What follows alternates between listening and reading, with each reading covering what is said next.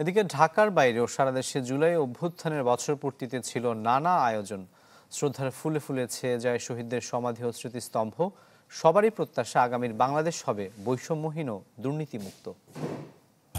বাংলাদেশের শক্তিশালী thermic still বার famous still limited.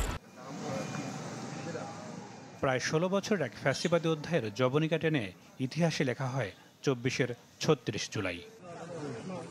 বন্দরনগরী চট্টগ্রামে বর্ষপূর্তির দিনটি শুরু হয় শহীদদের কবর জিয়ারতের মধ্য দিয়ে। সিটি মেয়র ছাড়াও সরকারি বেসরকারি প্রতিষ্ঠান থেকে শ্রদ্ধা জানাতে আসেন অনেকে।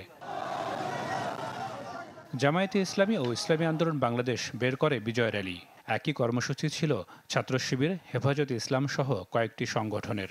বাংলাদেশের সকল শক্তি একত্রিত হয়ে আমরা নতুন করে বাংলাদেশকে সাজাবো। আমাদের এই বিজয়টাকে অনক্যের মাধ্যমে উল্টাপাল্টা কথা না বলে, কাদা ছোড়াছুড়ি না করে এটাকে বিনষ্ট করা যাবে না। রাজশাহীর সিএনবি মোড়ে জুলাই গণ অভ্যুত্থানের স্মৃতিস্তম্ভ উদ্বোধন করেন শহীদ সাকিব আঞ্জুমের বাবা। এরপর ফুলেল শ্রদ্ধা জানান বিভিন্ন শ্রেণী পেশার মানুষ।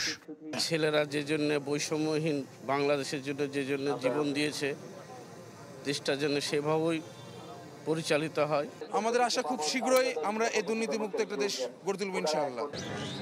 গণ অভ্যুত্থান দিবসের আয়োজন ছিল রংপুরেও। ফুলে ফুলে ছেয়ে যায় স্মৃতিস্তম্ভ। বিজয় শোভাযাত্রা বের করা হয় বেগম রোকেয়া বিশ্ববিদ্যালয় থেকে। ধীরে ধীরে আমাদের এই ১৬ বছরের জঞ্জাল থেকে মুক্ত করে আমাদের ফ্যাসিস্ট মুক্ত বাংলাদেশ প্রতিষ্ঠিত হবে ইনশাআল্লাহ।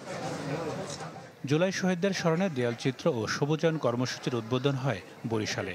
আর খুলনা ও ময়মনসিংহে স্মৃতিস্তম্ভে শ্রদ্ধা জানান রাজনীতিবিদ, পেশাজীবী ও প্রশাসনের কর্মকর্তা সহ অনেকে। আর কারো প্রতি কোনো অন্যায় অত্যাচার না করা হোক, কারো প্রতি কোনো অবিচার করা না হোক। যার ভোট যে দিতে পারবে, আমার ভোট আমি দেব। আমরা চাই দেশের এই অবস্থা আস্তে আস্তে আরো উন্নতির দিকে যাক এবং বাংলাদেশ পৃথিবীর বুকে একটা শান্তিপূর্ণ দেশ হিসেবে প্রতিষ্ঠা পাবে।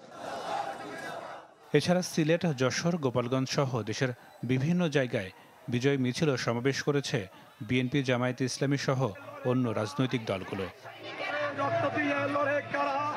নাদিম হোসেন, চ্যানেল 24।